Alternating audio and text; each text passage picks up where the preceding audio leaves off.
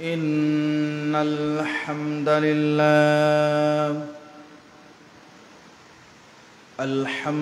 لله نحمده ونستغفره ونؤمن به ونتوكل عليه ونعوذ بالله من شرور أنفسنا ومن سيئات أعمالنا من يهده الله فلا مضل له ومن يضلله فلا هادي له وأشهد أن سيدنا وسندنا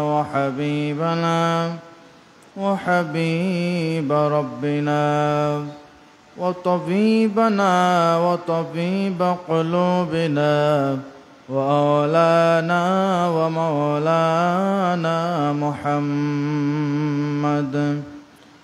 الذي أرسله بالحق بشيرا ونذيرا وداعيا إلى الله بإذنه وسراجا منيرا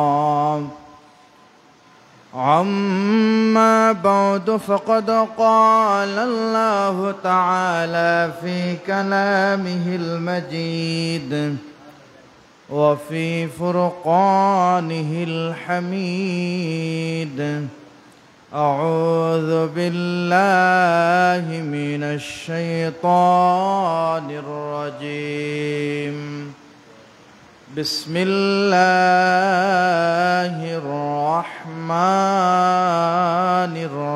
الرحيم إن الله وملائكته يصلون على النبي يا أيها الذين آمنوا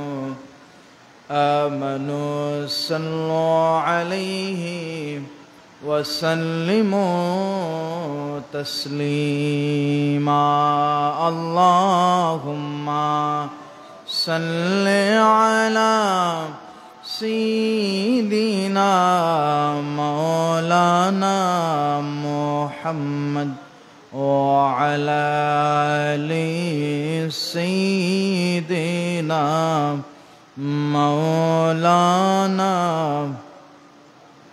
مدینہ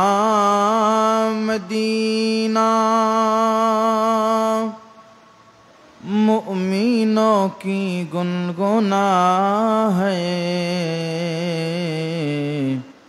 دیدار مدینہ کی عاشقوں کا تمنا ہے اللہم صلی علی سیدنا مولانا محمد وعلى آل سيدنا مولانا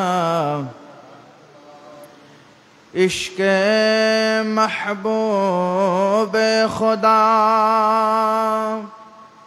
جس دل میں حاصل نہیں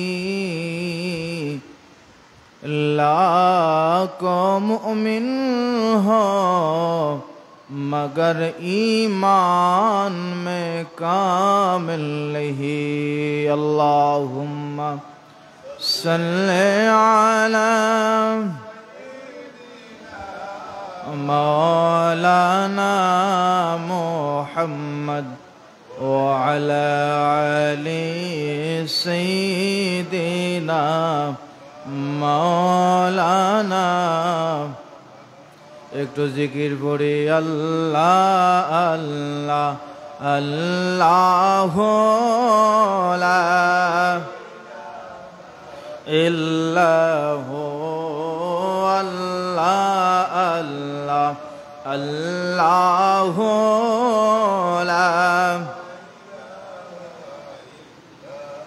মৌতের তুফান আসবে যখন নবী গয় মরার মৌতের তুফান আসবে যখন নবী গয় মরার দয়া করে দিবেন দেখা দয়া করে দিবেন দেখা উম্মত গুনাহগার নবীজি আল্লাহ আল্লাহ আল্লাহু লা ইল্লাহু আল্লাহ আল্লাহ আল্লাহু লা ইয়াসিন তাহা কামলে ওয়ালা কুরআন কি তাফসীর ইয়াসিন তাহা কামলে ওয়ালা কুরআন কি তাফসীর বশির মাহির শাহিদ কাসিম বশির মাহির শাহিদ কাসিম আয় সিরাজুম মুনীর নবীজি আল্লাহ আল্লাহ আল্লাহু লা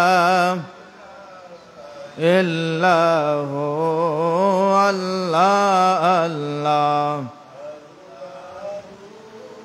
লা ইলাহা আপনাকে দেখিলে নবী দোজখ হয় হারাম আপনাকে দেখিলে নবী দোজখ হয় হারাম মরণ কালে দিবেন দেখা মরণ কালে দিবেন দেখা হাবিবি দো জাহান নবীজি আল্লাহ আল্লাহ আল্লাহু লা ইল্লাহু আল্লাহ আল্লাহ আল্লাহু লা সব নবীদের নবী আপনি নবীদের সরদার সব নবীদের নবী আপনি নবীদের সরদার আপনার উপর নাজিল হলো আপনার উপর নাজিল হলো পবিত্র কুরআন নবীজি আল্লাহ আল্লাহ আল্লাহু লা ইল্লাহু আল্লাহ আল্লাহ আল্লাহু লা লা ইলাহা ইল্লাল্লাহু মুহাম্মাদুর রাসূলুল্লাহ সাল্লাল্লাহু আলাইহি ওয়াসাল্লাম। উপস্থিত সম্মানিত মুসল্লিয়ান কিরাম, মুরব্বিয়ান আযম, মহান আল্লাহ তাআলার দরবারে অসংখ্য অগণিত শুকরিয়া জ্ঞাপন করতেছি যে মহান রব্বে কারীম আজকের এই জুমাবার দিনে দুনিয়ার সমস্ত দুনিয়াবি কাজ থেকে আল্লাহর ঘর মসজিদে আসার নিমিত্তে আল্লাহর কুদরতি কদমে শ্রদ্ধা দেওয়ার ইচ্ছা পোষণ করে আমাদেরকে আল্লাহ তাআলা আজকের জুমার জন্য কবুল করেছেন। সেজন্য এই মহান রবের দরবারে তার পছন্দের কালেমাতুশ শুকর উচ্চ আওয়াজ দিয়ে আমরা সকলে আদায় করি আলহামদুলিল্লাহ। লক্ষ্য করি দরুদ ও সালাম জানাই আকা নামদার তাজদারে মদিনা সঈদুল মুরসালিন খাতামুন নবীন শামসুদ্দোহা বদরুদ্দোজা রসুল আরবি ওয়াল আজমি ইমামুল মুরসালিন সঈদুল মুরসালিন নবী দোজাহা নবী মুহাম্মদুর রাসূলুল্লাহ সকলে পড়ে সাল্লাল্লাহু আলাইহি ওয়াসাল্লাম এর প্রতি। সম্মানিত হাজরিন, আলোচনার খুতবাতে অতি পরিচিত একটা আয়াত সূরাতুল আহজাবের 56 নম্বর আয়াত তিলাওয়াত করেছি। এই আয়াত কারিমার মধ্যে আল্লাহ সুবহানাহু ওয়া তাআলা বলতেছেন, ইন্নাল্লাহা, নিশ্চয় আল্লাহ তাআলা, ওয়া মালাইকাতুহু, এবং তার ফেরেশতারা, ইউসাল্লুনা আলান নবী, তার নবীর উপর দুরূদ শরীফ পড়েন। তো আজকে আমরা এই বিষয় নিয়ে আলোচনা শুনবো, নবী করিম সাল্লাল্লাহু আলাইহি সাল্লামের উপর দুরূদ শরীফ পড়ার ফজিলত, এবং এই দুরূদ শরীফ পড়লে আমাদের কি ফায়দা হয় দুনিয়া এবং আখিরাতে, আর কোনভাবে আল্লাহর হাবিবের দুরূদ শরীফ পড়তে হবে সে সম্পর্কে আমরা যতটুকু আলোচনা করা যায় আমাদের এই জুমার খুতবার সময়ের মধ্যে ইনশাআল্লাহ আমি চেষ্টা করব। আল্লাহ পাক রব্বুল আলামিন আমাকে কোরআন এবং হাদিসের আলোকে আপনাদের সামনে কিছু কথা বলার হিম্মত দান করুন। আর আমরা যারা শুনতেছি, পরবর্তীতে শুনবো, আমাদের প্রত্যেককে আল্লাহ পাক রব্বুল আলামিন আমলের নিয়তে শোনার তৌফিক দিন। আল্লাহর কাছে তৌফিক কামনা করতেছি। ওয়া তৌফিক ইল্লা বিল্লাহ, আলাইহি তাওয়াক্কালতু ওয়া ইলাইহি উনীব। সম্মানিত হাজিরিন, আল্লাহ পাক রব্বুল আলামিন এই জগতের সমস্ত মানুষ এবং জিনকে সৃষ্টি করেছেন। আল্লাহ পাক বলতেছেন, খালাকতুল জিন্না ওয়াল ইনসা ইল্লা লিয়াবুদুন, আমি মানুষ এবং জিন জাতিকে সৃষ্টি করেছি আমি আল্লাহর গোলামি করার জন্য, আমার ইবাদত করার জন্য। আল্লাহর প্রতিটা সৃষ্টি আল্লাহ পাক রব্বুল আলামিনের ইবাদত করে, আল্লাহর গুণকীর্তন করে। কিন্তু আল্লাহ পাক রব্বুল আলামিন কারো ইবাদত করেন না, আল্লাহর কোনো কাজ নাই। আল্লাহ পাক রব্বুল আলামিনের কোনো কাজ নাই, কোনো ইবাদত নাই, কারণ তিনি হচ্ছেন আল্লাহ। তো আল্লাহ পাক রব্বুল আলামিনের কোনো কাজ নাই, এরপরও আল্লাহ পাক রব্বুল আলামিন একটা কাজ করেন, সেটা আল্লাহ নিজেই বলছেন সূরাতুল আহজাবে, যে আমি নিশ্চয়ই আমি আল্লাহ এবং আমার ফেরেশতারা উভয়ে মিলে ইউসাল্লুনা আলান নবী, আমার নবীর উপর দুরূদ শরীফ পড়ি। বলি সুবহানাল্লাহ। আল্লাহর কোনো কাজ নাই, কেবলমাত্র একটা কাজ আল্লাহ পাক রব্বুল আলামিন করেন, সেটা কি? তার ফেরেশতাদেরকে নিয়ে বলেন যে আমার নবীর উপর তোমরা দুরূদ শরীফ পড়ো, আমি পড়তেছি তোমরাও পড়ো। এরপরে ইনশাআল্লাহ পাক বলতেছেন, ইয়া আইয়ুহাল্লাযিনা আমানু, হে ঈমানদারেরা, যে কাজটা আমি করি আমার ফেরেশতারা করে, হে ঈমানদারেরা, সাল্লু আলাইহি ওয়া সাল্লিমু তাসলিমা, হে আমার ঈমানদার বান্দারা, তোমরাও আমার নবীর উপর দুরূদ শরীফ পড়ো। বলি সুবহানাল্লাহ। এটা আল্লাহ পাক রব্বুল আলামিন বললেন যে আমার ফেরেশতারা পড়েন, আমিও পড়ি, তোমরাও পড়ো। কি পড়ো? দুরূদ শরীফ। কার উপর? আল্লাহর নবীর উপর। এখন আমরা কোরআন থেকে জানলাম আল্লাহ পাক রব্বুল আলামিন তার হাবিবের উপর দুরূদ শরীফ পড়ার জন্য বলেছেন। আসুন আমরা এবার হাদিসে যাই। নবী করিম সাল্লাল্লাহু আলাইহি ওয়াসাল্লামের হাদিস থেকে জানি যে দুরূদ শরীফ সম্পর্কে আল্লাহর হাবিব বলেন, আন আবি হুরায়রা রাদিয়াল্লাহু তাআলা আনহু আন্না রাসূলুল্লাহ সাল্লাল্লাহু আলাইহি ওয়াসাল্লাম ক্বালা মান সাল্লা আলাইয়া ওয়াহিদাতান সাল্লাল্লাহু আলাইহি আশরা, কেউ যদি নবী করিম সাল্লাল্লাহু আলাইহি ওয়াসাল্লামের উপর একবার দুরূদ শরীফ পড়ে, আল্লাহ পাক রব্বুল আলামিন তাকে 10টি নেকি দেন। বলি সুবহানাল্লাহ। এরপর হযরত আনাস থেকে হাদিস, আল্লাহর নবী বলতেছেন, কেউ যদি একবার দুরূদ শরীফ পড়ে, আল্লাহ পাক রব্বুল আলামিন তার 10টা গুনাহ মাফ করে দেন, 10টা রহমত দেন, এবং তার 10টা মর্যাদাও বাড়িয়ে দেন। বলি সুবহানাল্লাহ। ওয়া রুফিআত লাহু 10 দারাজাতান, অর্থাৎ 10টা মর্যাদা ওই উম্মতের, ওই দুরূদ পাঠকারীর আল্লাহ পাক রব্বুল আলামিন বাড়াই দেন। কাজটা কি? একবার সাল্লাল্লাহু আলাইহি ওয়াসাল্লাম কেউ যদি আল্লাহর নবীর উপর পড়ে। বলি সুবহানাল্লাহ। এরপর আল্লাহর হাবিব নবী করিম সাল্লাল্লাহু আলাইহি সাল্লামের অসংখ্য হাদিস আছে এই দুরূদ শরীফের ফজিলত সম্পর্কে।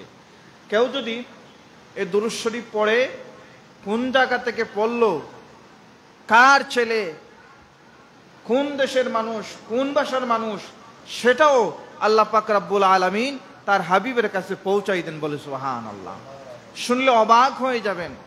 হাদিস শরীফের মধ্যে আসছে, আল্লাহ পাক রব্বুল আলামিনের কোনো বান্দা, আল্লাহ নবীর কোনো উম্মত যদি দুরূদ শরীফ পড়ে, এই দুরূদ শরীফ যত সময় পড়তে থাকে ততক্ষণ পর্যন্ত আল্লাহর ফেরেশতারা মাগফিরাত কামনা করেন ওই দুরূদ পড়নেওয়ালা মানুষের জন্য। বলে সুবহানাল্লাহ।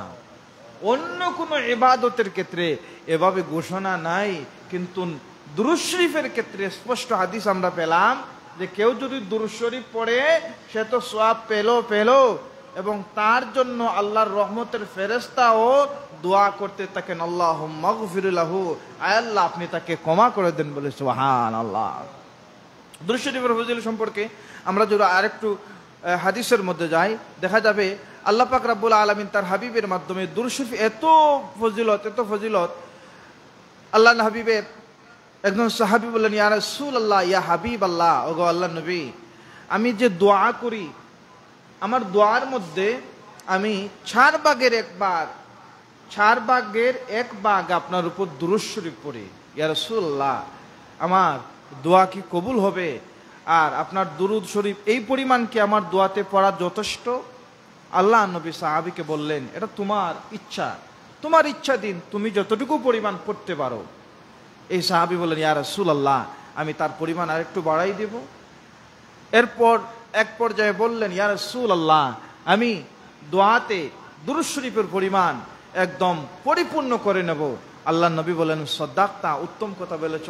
আল্লাহ তোমার সব দুঃখ, তোমার সব কষ্ট, তোমার সব ক্লান্তি দূর করে দেবেন। সুবহানাল্লাহ। এজন্য দুরূদ শরীফ দোয়ার মধ্যে আল্লাহ নবীর দুরূদ শরীফ পড়তে হয়। যে দোয়ায় আল্লাহ নবীর দুরূদ শরীফ আছে, যে মজলিসে দোয়ার মজলিসে নবীর দুরূদ শরীফ আছে, এই দোয়াটা কবুল হওয়ার আশা, গ্যারান্টি সব থেকে বেশি। বলে সুবহানাল্লাহ। এরপরে আল্লাহর হাবিব নবী করিম সাল্লাল্লাহু আলাইহি ওয়াসাল্লাম বলেন যে হযরতে এই সাহাবীর নাম আমির ইবনে রবিয়া রাদিয়াল্লাহু তাআলা আনহু। এই সাহাবী বলেন, কোন মুসলিম ব্যক্তি যখন আমার উপর দুরূদ শরীফ পাঠ করে, আগে যে বললাম ফেরেশতারা আমার জন্য রহমত কামনা করতে থাকে। এখন আল্লাহ নবী বলতেছেন, এখন কেউ যদি চায় তার রহমত আল্লাহর কাছ থেকে নাযালাত আলাইহিমুস সাকিনা, রহমতের পরিমাণ বেশি হোক, সে বেশি পড়বে। কেউ যদি মনে করে আমার রহমত কম দরকার, তাহলে সে কম পড়বে। এটার ব্যাখ্যা অনুযায়ী মুহাদ্দিসিন ইকরাম এটা বুঝাচ্ছেন, আপনি যদি বেশি সময় আল্লাহর রহমতের অন্তর্ভুক্তি থাকতে চান, আল্লাহর রহমতের চাদরের বেষ্টনে থাকতে চান, তাহলে বেশি করে দুরূদ শরীফ পড়ুন। বলে সুবহানাল্লাহ। এরপর হযরত আব্দুল্লাহ ইবনে আমর রাদিয়াল্লাহু তাআলা থেকে বলেন, যে ব্যক্তি নবী করিম সাল্লাল্লাহু আলাইহি সাল্লামের উপর একবার দুরূদ শরীফ পাঠ করে, গভীরভাবে খেয়াল করবেন, মাত্র একবার আপনার নবীর প্রতি প্রেম হবে, তিনি দুরূদ শরীফ পড়বেন। আল্লাহর হাবিবের উপরে একবার দুরূদ শরীফ পড়ার কারণে হাদিস শরীফ মুসনাদে আহমদের মধ্যে আসছে, আল্লাহর রহমতের ফেরেশতারা 70 বার আপনার প্রতি সালাত প্রেরণ করেন। সুবহানাল্লাহ। আপনি একবার দুরূদ শরীফ পড়লেন আর একবারের উত্তর দিচ্ছেন আল্লাহর ফেরেশতারা 70 বার আপনার প্রতি শান্তির দোয়া করেন। সুবহানাল্লাহ। সুতরাং কেউ যদি, যে হাদিসের ব্যাখ্যাটা বললাম, কেউ যদি কম তার রহমত কামনা করে কম পড়বে, আর কেউ যদি বেশি কামনা করে তাহলে সে বেশি পরিমাণ তিলাওয়াত করবে। এরপর আরেকটা কথা, যেটা হচ্ছে আমরা দুরূদ শরীফের ক্ষেত্রে কি বর্ণনা করি জুমাবার যেই সময়টাতে। আরেকটা কথা, আল্লাহর হাবিবের হাদিস হচ্ছে, জুমাবার দিন হচ্ছে সাইয়্যিদুল আইয়াম, সব থেকে দামি দিন, সম্মানিত দিন, আল্লাহর কাছে পছন্দের দিন। এই দিন হচ্ছে ঈদের দিন। এই দিন ঈদের দিন হওয়ার অনেকটা কারণ আছে। এর মধ্যে অন্যতম একটা কারণ হচ্ছে, এই দিন শুক্রবার দিন আমাদের পিতা হযরত আদম আলাইহিস সালাতু ওয়াস সালাম এই জমিনে আগমন করেছেন। আবার এই দিন হযরত আদম আলাইহিস সালাতু ওয়াস সালাম ইন্তেকাল করেছেন। শুক্রবারে তিনি আগমন করলেন, দুনিয়াতে আল্লাহ পাঠাইছেন। আবার শুক্রবারে হযরত আদম আলাইহিস সালাম আমার দুনিয়া থেকে বিদায় নিয়েছেন। 2 দিন কিন্তু শুক্রবার, এজন্য শুক্রবার আমাদের কাছে ইয়াউমুল ঈদ, ঈদের দিন। আরো বিভিন্ন কারণ আছে, তবে এটা অন্যতম কারণ। এটা এজন্য বললাম, আমাদের দেশে এই তো বর্তমানে রবিউল সানি মাস যাচ্ছে, বিগত মাস গেল রবিউল আউয়াল মাস। তো রবিউল আউয়াল মাস আসলে একদল মানুষ বলেন যে নবীর আগমনের আনন্দের কথা তোমরা কেন আলোচনা করো? নবী তো চলে গেছেন, তার মৃত্যুর কথা তোমরা কেন আলোচনা করো না? প্রতি জুমাবার ঈদের দিন এই কথা কি আমরা কেউ অবিশ্বাস করি? না, অবিশ্বাস করি না, এটা ঈদের দিন আমরা মানি। তো আদম আলাইহিস সালাম শুক্রবারে জন্ম নিয়েছেন, আবার শুক্রবারে ইন্তেকাল করেছেন। তাহলে আদম আলাইহিস সালাম এই দিন ইন্তেকাল করলেন, জন্মগ্রহণ করলেন, এই দিন কেন আল্লাহ পাক রব্বুল আলামিন সাইয়্যিদুল আইয়াম ঈদের দিন বানাইলেন? সুতরাং প্রশ্ন ক্লিয়ার হয়ে যায়, 1000 বছর আগে, তার চেয়ে আরো আগে সর্বপ্রথম পয়গম্বর আল্লাহ যেদিন বানাইছেন ওই দিনটাকে ঈদের দিন, যেদিন তিনি চলে গেছেন সেই দিন ঈদের দিন। এজন্য রবিউল আউয়াল মাস, নবীর আগমনের দিন, সোমবার দিন আমরা আনন্দ উদযাপন করি। নবী যে এসেছেন এজন্য আমাদের শরীয়তের ভিতরে আমরা, শরীয়তের বাইরে আমরা নাই। এটা জবাব আমরা দিলাম। এরপর আল্লাহর হাবিব নবী করিম সাল্লাল্লাহু আলাইহি ওয়াসাল্লামের উপর দুরূদ শরীফ পড়লে তার মর্যাদা আল্লাহ পাক এত বাড়াই দেন। সংক্ষিপ্ত করে বলি, নবী করিম সাল্লাল্লাহু আলাইহি ওয়াসাল্লামের প্রেম যদি আপনার ভিতরে না থাকে, নবীর মোহব্বত যদি আপনার ভিতরে না থাকে, লাখো মুমিন হো মগর ঈমান মে কামিল হি, আপনি যত মুমিন দাবি করেন না কেন আপনার ঈমান কামিল হবে না যতক্ষণ পর্যন্ত আপনি আল্লাহ নবীর দুরূদ শরীফ পড়বেন না, অন্তর থেকে আল্লাহ নবীর মহব্বত করবেন না। এখন আল্লাহ নবীর মহব্বত মানা কিভাবে? নবীর মহব্বত হচ্ছে এটা, আপনি নবীর সুন্নাত, নবীর সিরাত, নবীর জিন্দেগি আপনি অনুসরণ করবেন এবং দুরূদ শরীফের মাধ্যমে নবীর ভালোবাসা প্রকাশ করবেন এবং নবীর জীবনী আলোচনা করার মাহফিলের আয়োজন করবেন। নবীর ভালোবাসায় নবীর জীবনী নিজে শুনবেন, নিজের পরিবারের মানুষদেরকে নবীর জীবনী নিয়ে আলোচনা করবেন এবং নবীর দুরূদ শরীফ সাথে রাখবেন, তবে আপনার ঈমান কামিল হয়ে যাবে। বলে সুবহানাল্লাহ। এখন নবী করিম সাল্লাল্লাহু আলাইহি ওয়াসাল্লামকে মহব্বত করে যারা এই জমিন থেকে চলে গেছেন, তাদের জীবন ধন্য হয়ে গেছে। তারা আউলিয়া কেরাম, সাহাবায়ে কেরাম, তবে তাবেঈন, আইম্মায়ে মুজতাহিদিন, সালফে সালেহিনগণ, যাদের জীবনী তালাশ করলে দেখা যায় এদের জীবনের মধ্যে আল্লাহর হাবিবের দুরূদ শরীফের আমল এত বেশি ছিল যার জন্য তাদের জীবন মরণ আল্লাহ পাক ধন্য করে দিয়েছেন। এর মধ্যে একটা ঘটনা বলি, ফাজাইলে দুরূদের মধ্যে এটা ঘটনা আনছেন আল্লামা শিবলি রহমতুল্লাহি আলাইহি। খুব গুরুত্বপূর্ণভাবে আপনারা খেয়াল করবেন। আল্লাহর ওলি আল্লামা শিবলি রহমতুল্লাহি আলাইহি হজ্জের মৌসুমে হজ করতে গেছেন। হজ্জের মৌসুমে তিনি হজ করতে গেছেন। হজের মাসালা হলো নির্দিষ্ট জায়গায় নির্দিষ্ট দোয়া, নির্দিষ্ট নিয়তের মাধ্যমে হজের কার্যক্রম সমাপ্তি করতে হবে, হজের কাজগুলো করতে হবে। কিন্তু আল্লামা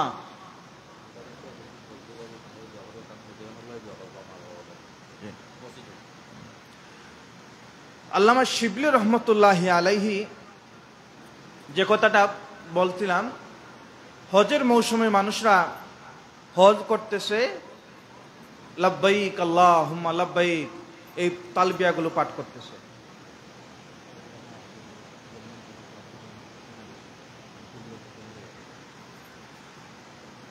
আল্লামা শিবলি রহমতুল্লাহি আলাইহি দেখলেন একটা যুবক হজ্জের তালবিয়াগুলো পড়তেছে না। লাব্বাইক আল্লাহুম্মা লাব্বাইক লা শারীকা লাকা লাব্বাইক ইন্নাল হামদা ওয়ান নি'মাতা লাকা ওয়াল মুলক লাব্বাইক আল্লাহুম্মা লাব্বাইক, এই তালবিয়াগুলো যুবকটা পড়ে না। যুবকটার মুখে যেন বিড়বিড় করে শব্দ শোনা যায়। এই যুবকটা পড়তেছে সাল্লাল্লাহু আলাইহি ওয়াসাল্লাম। আল্লামা শিবলি রহমতুল্লাহি আলাইহি এই যুবকের দিকে নজর করলেন, পর্যবেক্ষণ করলেন, দেখলেন এই যুবকটা হজের তালবিয়া পড়ে না, শুধুমাত্র দুরূদ শরীফই পড়ে, সাল্লাল্লাহু আলাইহি সাল্লাম তার জবান থেকে শোনা যায়। তিনি যুবকটাকে ধরলেন, জানতে চাইলেন যে যুবক, হজের মধ্যে তুমি আসছো, লা তারিফ, তুমি কি এটা সম্পর্কে জানো না? তোমার কি কোনো ধারণা নাই? হজে আসলে এই তালবিয়াগুলো পড়তে হয়, সবাই পড়তেছে, তুমি কেন ব্যতিক্রম ধর্মী এই দুরূদ শরীফ কেন পড়ো? এই যুবক বলতেছে, জানি না আপনার পরিচয় কি, তবে যেহেতু আপনি জানতে চাইছেন তাহলে জেনে নেন। এভাবে আমার বাবাকে নিয়ে আমরা একটা হজের কাফেলা নিয়ে রওনা হয়েছি, আল্লাহর ঘর খানায়ে কাবার মধ্যে আসব। প্রতিমধ্যে আমার বাবা অসুস্থতার মধ্যে পড়লেন। আমাদের কাফেলার সবাই বললেন যে তোমার বাবা সুস্থ হলে পরে তুমি তাকে নিয়ে আসো, অনেক পথ পাড়ি দিতে হবে, আমরা আমাদের কাফেলা নিয়ে সামন দিকে যাই। এই যুবক বললেন, কাফেলার সবাইকে বললাম আপনারা সামন দিকে যান, আর আমি আমার বাবা সুস্থ হলে তাকে নিয়ে আবার হজের মধ্যে আসব। অসুস্থতার মধ্যে এমন পর্যায়ে হলো আমার বাবা ইন্তেকাল করলেন। আমার বাবা ইন্তেকাল করার পর দেখতে পেলাম আমার বাবার চেহারা এমন ভাবে বিকটাপন্ন হলো যেন একটা শুয়োরের চেহারার মতো হয়ে গেছে। বলি নাউজুবিল্লাহ। আমার বাবা ইন্তেকাল করলেন, মোটামুটি বাগদাদ শহরের একটা এরিয়ার মধ্যে এসে ইন্তেকাল করলেন। ইন্তেকাল করার পর আমার বাবার চেহারা এমন বিকটাপন্ন, এমন মলিন চেহারা হয়েছে যে চেহারাটা দেখে আমি নিজেই ভয় পাচ্ছি। আর এই রাতের অন্ধকারে যখন রাত শেষ হবে, আধার কেটে যখন আলোর দুয়ার খুলবে, মানুষগুলো যখন আমার বাবার এই চেহারাটা দেখবে, তখন মানুষ তো আমাকে লজ্জা দিবে যে এত নির্মম বা এত খারাপ চেহারা, এক শুয়োরের চেহারার মতো হয়ে গেছে। এই চেহারা দেখে তো মানুষ আমাকে তিরস্কার করবে। আমি বড় চিন্তার মধ্যে পড়ে গেলাম। ওগো আল্লাহর ওলি, আমি এমন চিন্তার মধ্যে পড়লাম, যেই অবস্থার মধ্যে আমি একা মানুষ, কি করব, কেমনে দাফন কাফন করব। এই জায়গা সম্পর্কে আমার কোনো ধারণা নাই যে আমি একা তাকে দাফন করব, সেটাও সম্ভব না। সকাল পর্যন্ত আমাকে অপেক্ষা করতে হবে। আর বাবার এই চেহারা যদি মানুষ দেখে তাহলে আমাকে লানত দিবে। আমি চিন্তার মধ্যে পড়লাম, কখন যে আমি ঘুমাই গেছি আমি নিজেও জানি না। এই ঘুমের মধ্যে আমি স্বপ্নে দেখলাম একজন সাদা পোশাকধারী সুন্দর সবুজ পাগড়িওয়ালা মানুষ আমার বাবার চেহারার মধ্যে হাত বোলাইছেন। হাত বোলানোর সাথে সাথে আমার বাবার চেহারা পূর্ণিমার চাঁদের মতো উজ্জ্বল হয়ে গেছে। বলি সুবহানাল্লাহ। আমি স্বপ্নের মধ্যে দেখতে পেলাম আমার বাবার চেহারার মধ্যে তিনি হাত বোলাইছেন, স্পর্শ করছেন। আমার বাবার চেহারা জান্নাতি মানুষের মতো উজ্জ্বল চেহারা হয়ে গেছে। বলে সুবহানাল্লাহ। আমি স্বপ্নের মধ্যে অবাক হয়ে আশ্চর্য হয়ে তিনার পরিচয় জানতে চাইলাম যে আপনার পরিচয়টা কি। এই কঠিন বিপদের মধ্যে সবাইকে যে আমি ডাকবো, আমার বাবার চেহারা, আমার বাবার দাফন কাফনের ব্যবস্থা করব, আমি চিন্তার মধ্যে পড়ে গেলাম। আমার বাবার এই সংকট মুহূর্তে, কঠিন মুহূর্তে আপনি কে? আপনার পরিচয় জানতে চাই। আপনি আমার এই বিপদের মধ্যে আমাকে সাহায্য করলেন।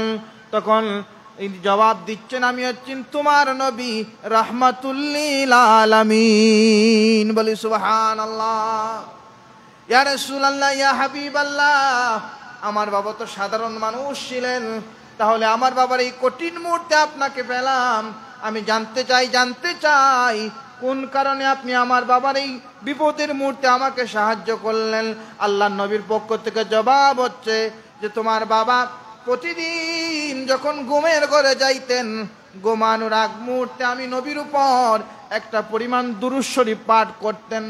দুনিয়ার যেই জায়গা থেকে আমার কোনো উম্মত আমার প্রতি দুরূদ শরীফ পড়ে, আল্লাহর পক্ষ থেকে ফেরেশতারা রাখা হয়েছে। এই ফেরেশতারা আমার ওই উম্মতের দুরূদ শরীফ আমার কাছে পৌঁছান। আমি লাম তারিফুহা, আমি তার পরিচয় সম্পর্কে জানি। সে কোন অবস্থা থেকে দুরূদ শরীফ পড়তেছে, সে অসুস্থ নাকি সুস্থ, সে কালো নাকি সুন্দর, তার কণ্ঠ কেমন, তার অবস্থা কেমন, তাপদাবস্থক আল্লাহ আমার কাছে পৌঁছাই দেন। প্রতিদিনকার মতো তোমার বাবার দুরূদ শরীফ আমি শুনতে পেতাম। কিন্তু আজকের রাত যখন সুবহ সাদিক হয়ে যাচ্ছে, আমার এই উম্মতের দুরূদ শরীফ আমার কাছে পৌঁছায় না। ফেরেশতাদের কাছে জানতে চাইলাম, রে ফেরেশতারা, আমার অমুক জায়গার অমুক উম্মতের দুরূদ শরীফ আমার কাছে কেন আসে না? ফেরেশতারা বলতেছেন, ইয়া রাসূলুল্লাহ, ইয়া হাবিবাল্লাহ, ওগো আল্লাহর নবী, আপনার এই উম্মত আজকে দুনিয়ার জমিন থেকে বিদায় নিলেন। শুধু তাই নয়, আপনার উম্মত বিদায় নেওয়ার পর আপনার উম্মতের চেহারা এমন ভাবে বিকটাপন্ন হয়েছে, তার সন্তানটা তাকে নিয়ে বড় বিপদের মধ্যে পড়ে গেছে। আল্লাহর নবী বলেন, আমার উম্মতের বিপদে আমি মদিনায় থাকতে পারি না, চল আমি আমার উম্মতের পাশে যাব।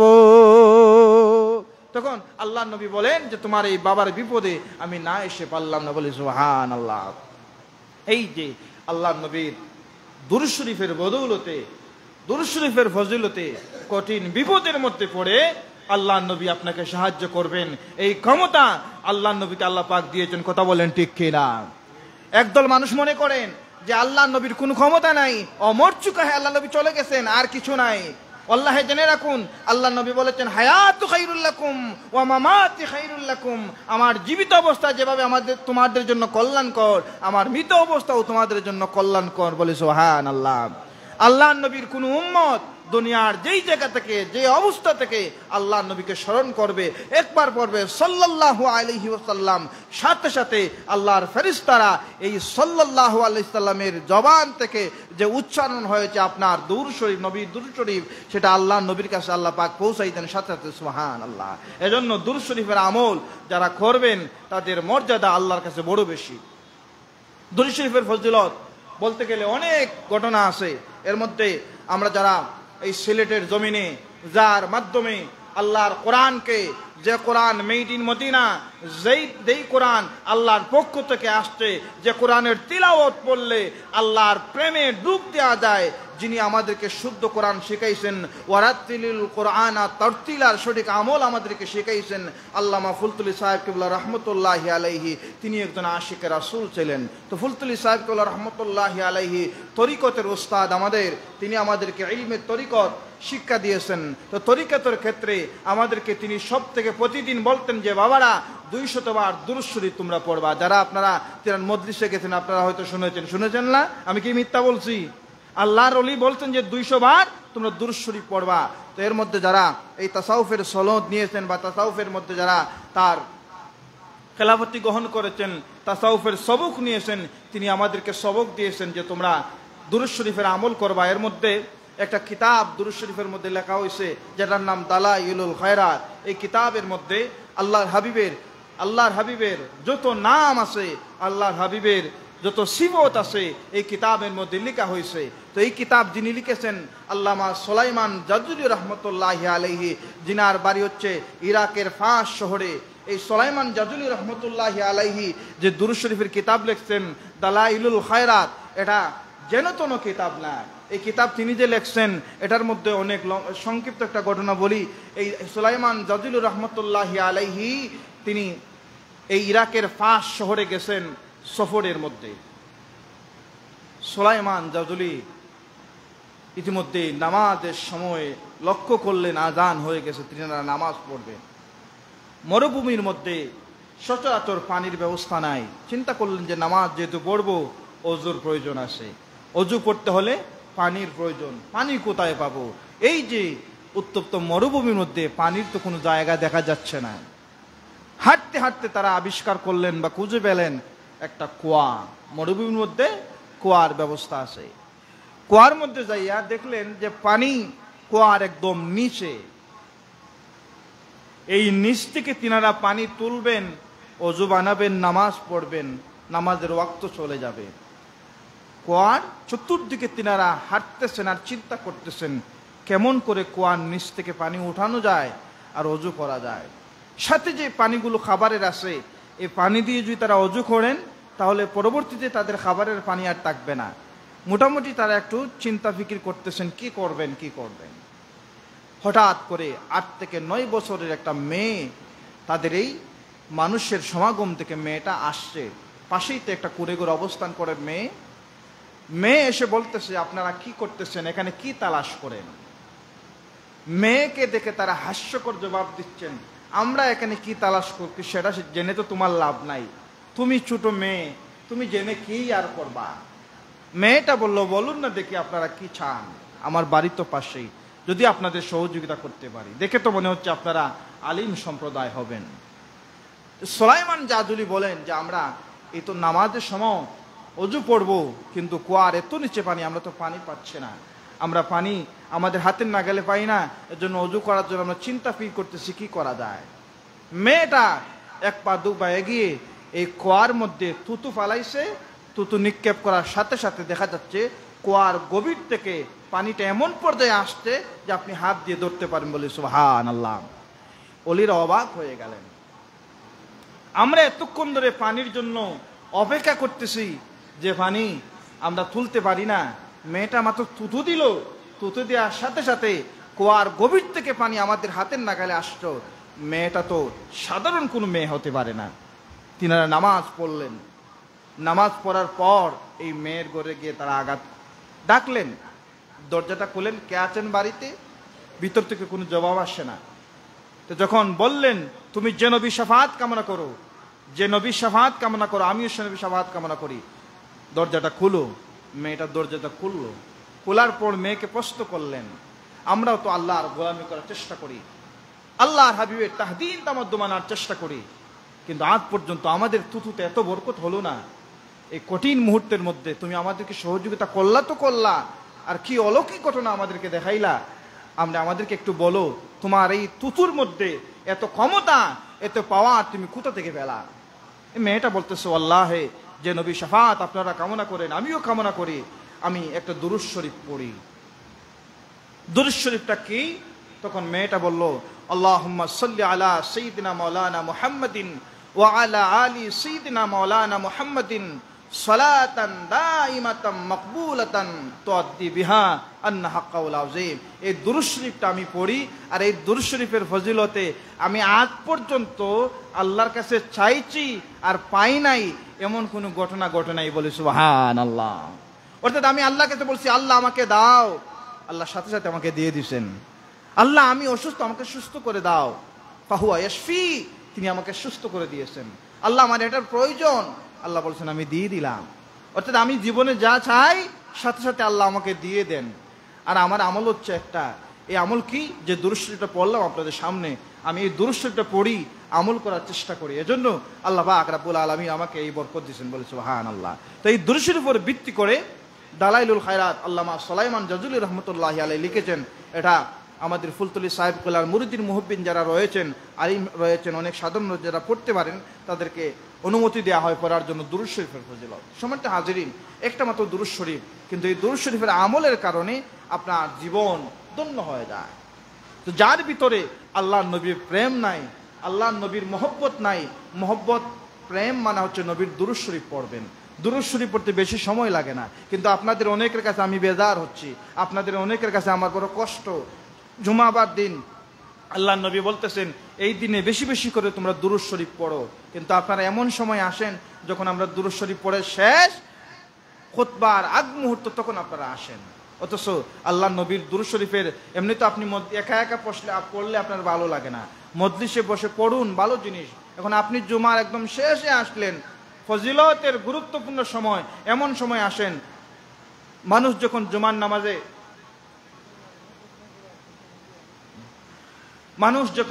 জুমার নামাজে আসে, মসজিদে প্রবেশ করে, এই দরজার পিছনে, দরজার সামনে আল্লাহর ফেরেশতারা দাঁড়িয়ে থাকেন।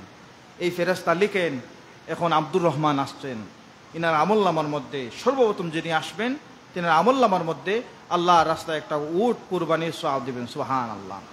এটা ততক্ষণ পর্যন্ত চলে যতক্ষণ পর্যন্ত ইমাম সাহেবের খুতবার আজান দেয়া পর্যন্ত চলে। যখন খুতবার আজান হয়ে যায়, ইমাম সাহেব হাদিসের মধ্যে আসছে, যখন ইমাম সাহেব মিম্বরে অবস্থান করেন, মিম্বরে বসার আগ পর্যন্ত এই সওয়াব ফেরেশতারা লিখতে থাকেন। আর যখন ইমাম সাহেব খুতবা দেওয়ার জন্য মিম্বরে বসে যান, তখন এই খাতাটা বন্ধ করে এই ফেরেশতারা ইমাম সাহেবের, খতিব সাহেবের খুতবা শোনার জন্য মসজিদে বসে যান। সুবহানাল্লাহ। এখন এই খুতবাকালীন সময়ে আপনি কথা বলতে পারবেন না। অনেক সময় দেখা যায় অনেক ভাইরা হয়তো ওনাদের বেখিয়াল, জানার অভাব, খুতবা চলতেছে, তিনি মসজিদের পিছনে আসছেন, সবার শেষে আসছেন, পিছন থেকে একদম মানুষকে ঠেলে ঠেলে আগে আসার চিন্তা করেন। আল্লাহ এটা করবেন না। মসজিদে যিনি আসছেন সে ছোট হতে পারে, সে আগে বসছে, তাকে সেই জায়গায় বসতে দেন। এখন সে যদি আপনাকে সম্মান করে বলে আপনি আসুন, আপনি মুরব্বী, এটা আপনি স্বাগত জানিয়ে আপনি সেটাকে গ্রহণ করবেন, কিন্তু তাকে ধাক্কা দিয়ে আপনি সামনের জায়গায় যাবেন, এটা হতে পারে না। মসজিদ আল্লাহর ঘর, প্রত্যেকটা মানুষের জন্য মসজিদের প্রতি জায়গায় শ্রদ্ধা দেওয়ার অধিকার আছে। ছোট্ট শিশু সে সবার আগে তার বাবার সাথে মসজিদে আসছে, সবার আগের কাতারে বসছে, আপনি তাকে ছোট মনে করতেছেন। আল্লাহর রহমতের দপ্তরে ফেরেশতারা তার বাবা এবং ছেলের নাম আগে লিখে রাখছেন, কিন্তু আপনি তো এই নামের তালিকাভুক্ত হতে পারেন নাই। খুতবা শুরু হয়েছে তখন আপনি আসছেন। এক্ষেত্রে যখন খুতবা চলে আপনারা কথা বলবেন না, এবং আরেকজন কথা বলতেছে, হাদিসে আসছে যে তুমি কথা বন্ধ করো, উস্কুত, এটাও কিন্তু বলা যাবে না। কিন্তু অনেকে দেখা যাচ্ছে খুতবার সময় কথা বলেন। খুতবা শোনা হচ্ছে ওয়াজিব, খুতবা শোনা ওয়াজিব। জুমার নামাজ ফরজ আমরা পড়ি, 2 রাকাত। কয় রাকাত পড়ি? 2 রাকাত। কোন সময়টাতে পড়ি? জোহরের ওয়াক্তে পড়ি। এজন্য নামাজের নিয়তের মধ্যে আমরা কি পড়ি? ফারদাজ জুহরি আমরা পড়ি না? ফারদাজ জুহরি মানে জোহরের ফরজ। জোহরের ফরজ কোনোদিন আপনারা 2 রাকাত পড়ছেন নাকি 4 রাকাত পড়েন? কয় রাকাত পড়ি আমরা? 4 রাকাত পড়ি। জোহরের ফরজ পড়ি আমরা কয় রাকাত? 4 রাকাত। তো 4 রাকাত ফরজ জুমাবার দিনে এসে ফারদাজ জুহরি বলে 2 রাকাত পড়ি। আপনাদের ভিতরে কি এই প্রশ্ন আসে না যে বাকি 2 রাকাত কোথায় গেল? বাকি 2 রাকাতের সওয়াব হাদিস শরীফের মধ্যে আসছে, জুমার যখন খুতবা চলে এই রাকাতাইন 2 রাকাত নামাজের সমান সওয়াব আপনাদেরকে দেয়া হবে এই খুতবার মধ্যে। বলি সুবহানাল্লাহ।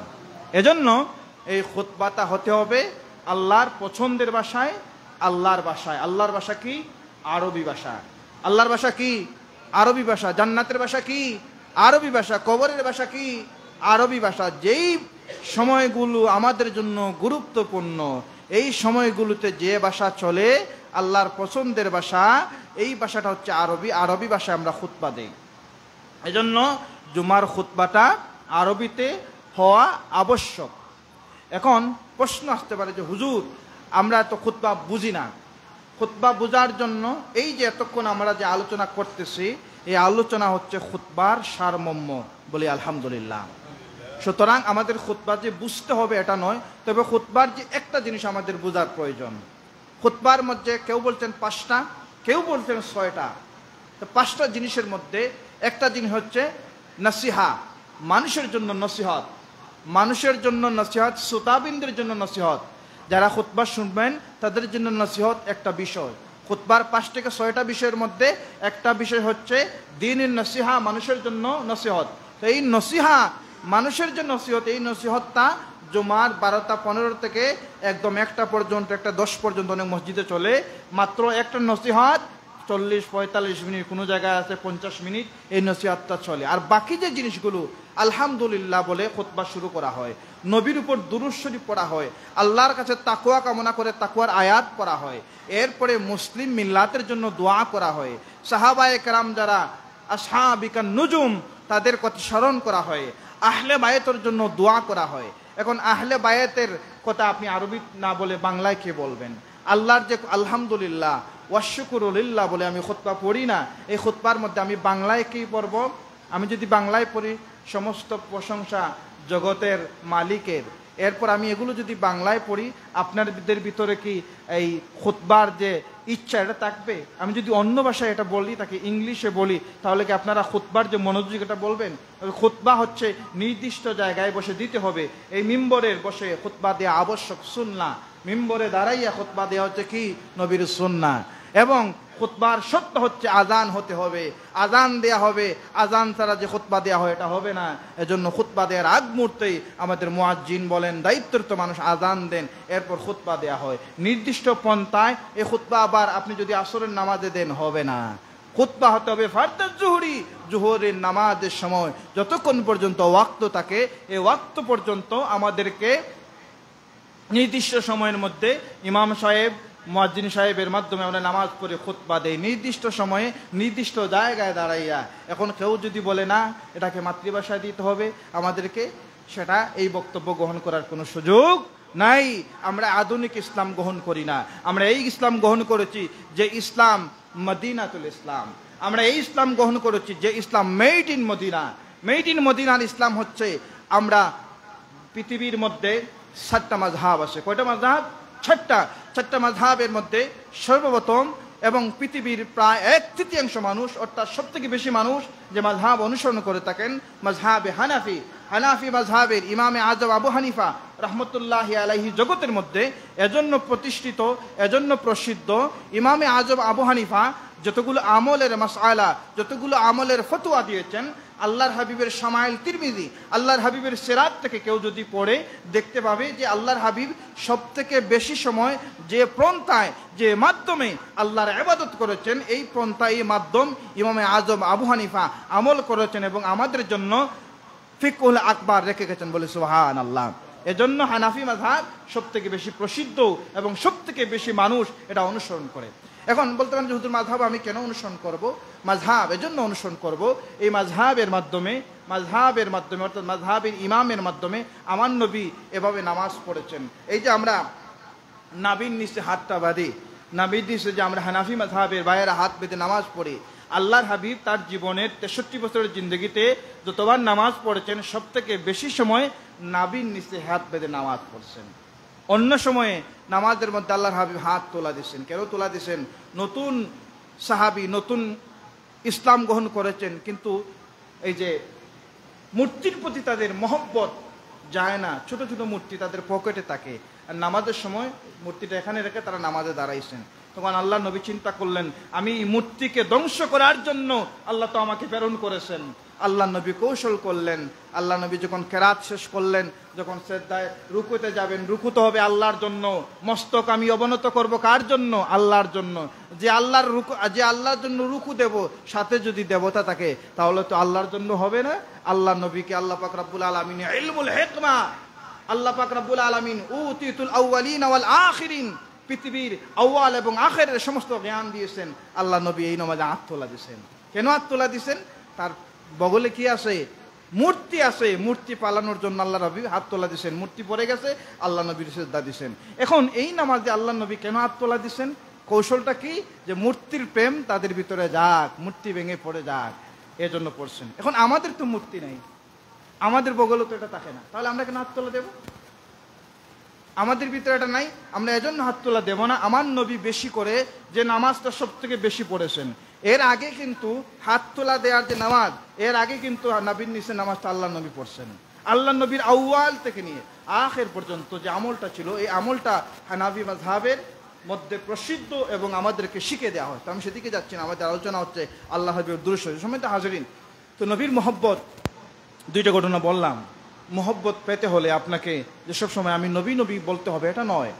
একজন মানুষ আরেকটা কথা, দুরূদ শরীফ পড়তেছে, মসজিদে মাহফিলে চলতেছে, অনেকে আমরা পড়ি না, বসে থাকি। যারা পড়ে তাদের সাথে আমরা শুনতে থাকি।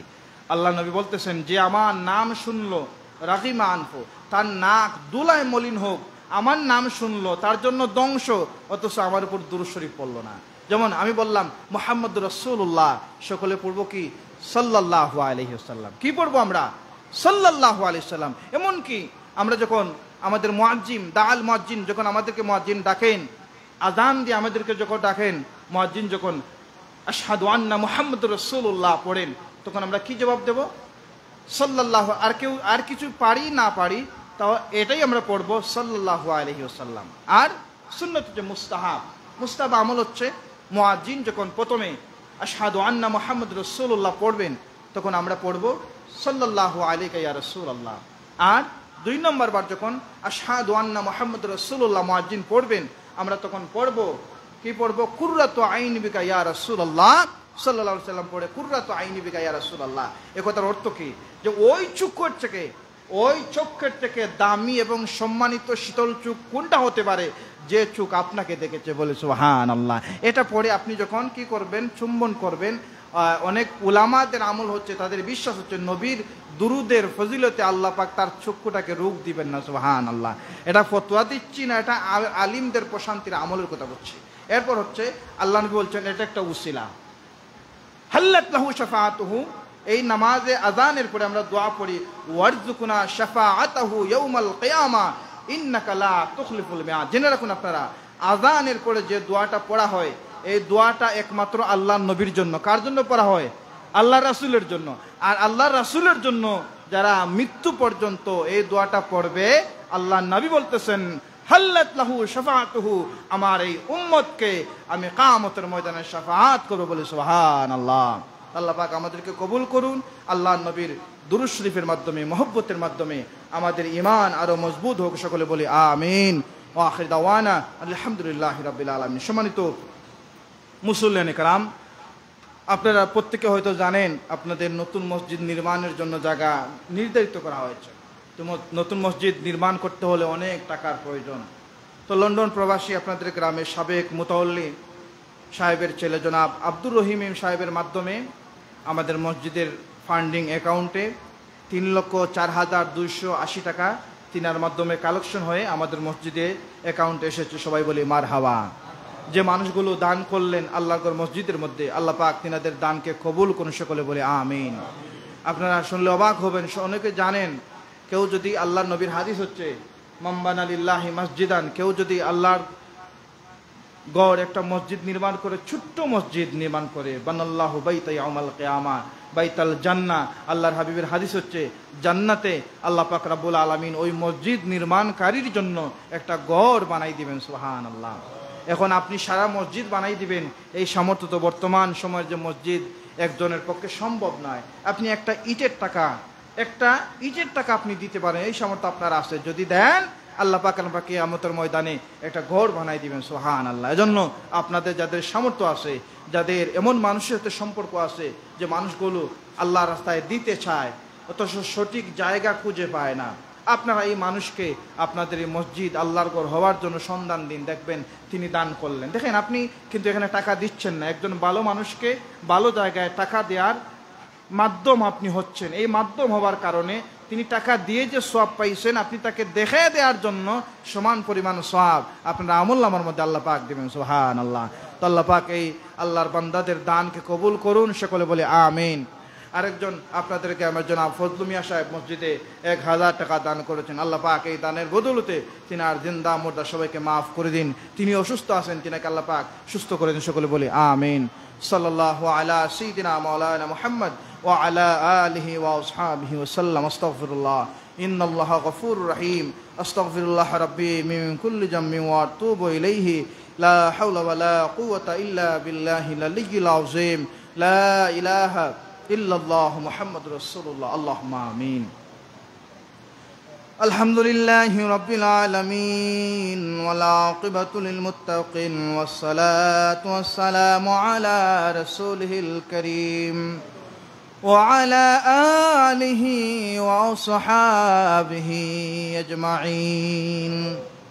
রব্বানা যালামনা আনফুসানা ওয়া ইল্লাম তাগফির লানা وترحمنا لنكونن من الخاسرين. ربنا عليك توكلنا وإليك نبنا وإليك المصير. اللهم صل على سيدنا مولانا محمد وعلى آل سيدنا مولانا محمد صلاة دائمة مقبولة تؤدي بها أنا حقه العظيم. صلاة عبد وقلت هيلته ورسول الله وسيلته. ربنا فاغفر لنا ذنوبنا وكفر عنا سيئاتنا وتوفنا مع الأبرار. اللهم يا حي يا قيوم برحمتك استغيث. আল্লাহ তাআলা পবিত্র জুমাবার দিন তোমার মায়ার বান্দারা দুনিয়ার সমস্ত কাজকে পিছনে ফেলে তোমার ঘর মসজিদের মধ্যে হাজিরা দিয়েছেন। আল্লাহ গুনাহগার বুঝি না, নেকগার বুঝি না, আমাদের প্রত্যেকের জীবনের तमाम গুনাহগুলি মাফ করে দাও।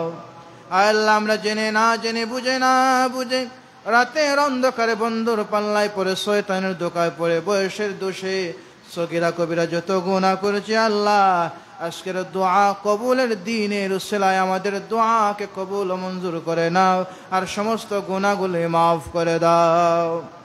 আল্লাহ তাআলা আমাদের কলিজার টুকরা মা বাবাদের মাফ করে দাও। চক্ষুটা বন্ধ করে যখন মা বাবার স্মৃতিগুলো চোখের সামনে একটু বাসায়, আল্লাহ কলিজাটা নরম হয়ে যায়। যাদের মা বাবা অন্ধকার কবরে চলে গেছেন, আল্লাহ আমাদের কবরবাসী মা বাবাদের কবরগুলো জান্নাতের বাগান বানিয়ে দাও। রব্বির হামহুমা কামা রব্বায়ানি সগীরা। আল্লাহ যাদের মা বাবা এখনো জীবিত আছেন, হায়াতে বরকত দাও। মাদ্রাসা হিসেবে জমিনে দীর্ঘদিন সুস্থতার সহিত বাঁচিয়ে রাখিও। আল্লাহ আমরা যারা মা বাবা হয়ে গেছি, আমাদের আওলাদগুলোকে নেক আওলাদ বানিয়ে দাও। আল্লাহ আমাদের বিবি বাচ্চা দিয়ে আমাদের বেইজ্জতি করিও না। আল্লাহ আমাদের ময়দানে মাহশরে আমাদের মা বাবার জন্য নাজাতের উসিলা বানিয়ে দিও। আল্লাহ অনেকের আওলাদ নাই, দোয়া চেয়েছেন, তুমি আওলাদ দিয়ে তোমার বান্দা বান্দিদের জ্বলন্ত কলিজাকে ঠান্ডা করে দাও। লন্ডন থেকে এক বান্দি দোয়া চাইছেন, আল্লাহ তোমার বান্দির কোনো ছেলে আওলাদ নাই, যখন চলে যাবেন যে আওলাদ গুলো জমিন থেকে স্মরণ করবে, আল্লাহ আমাদের আওলাদ দিয়ে কলিজা ঠান্ডা করে দাও। আল্লাহ তোমার বান্দিকে ছেলে আওলাদ দিয়ে তোমার বান্দির শান্তিকে দূর করে দাও। রব্বুল আলামিন আকরাম আল হাকিমিন আল্লাহ তাআলা আরেকজন আল্লাহ আরেক বান্দি খতম ওয়াজিফা পড়ে দোয়া চেয়েছেন, তোমার বান্দির স্বামীকে মাফ করে দাও, তোমার বান্দির জিন্দা মুর্দা তামামকে মাফ করে দাও, এমনি করে এলাকার তামাম মুর্দেগানদের মাফ করে দাও। আল্লাহ আজকে যে আলোচনা করেছি তোমার হাবিবের দুরূদ শরীফ আমলের মাধ্যমে আমাদের অন্ধকার জিন্দেগিকে রৌশনময় করে দিও। তাকাব্বাল মিন্না ইন্নাকা আনতাস সামিউল আলিম। আল্লাহ তোমার যে বান্দারা তোমার ঘর মসজিদে সহযোগিতা করলেন, দান করলেন, এর বদৌলতে তোমার বান্দাদের দুনিয়া আখিরাতে লায়েকে জাদা দান করে দিও। ওয়াফাউযু আমরি ইলাল্লাহ ইন্নাল্লাহা বাসীরুম বিল ইবাদ। বিফাদলি সুবহান রাব্বিকা রাব্বিল ইজ্জাতি আম্মা ইয়াসিফুন ওয়া সালামুন আলাল মুরসালিন ওয়াল হামদুলিল্লাহি রাব্বিল আলামিন।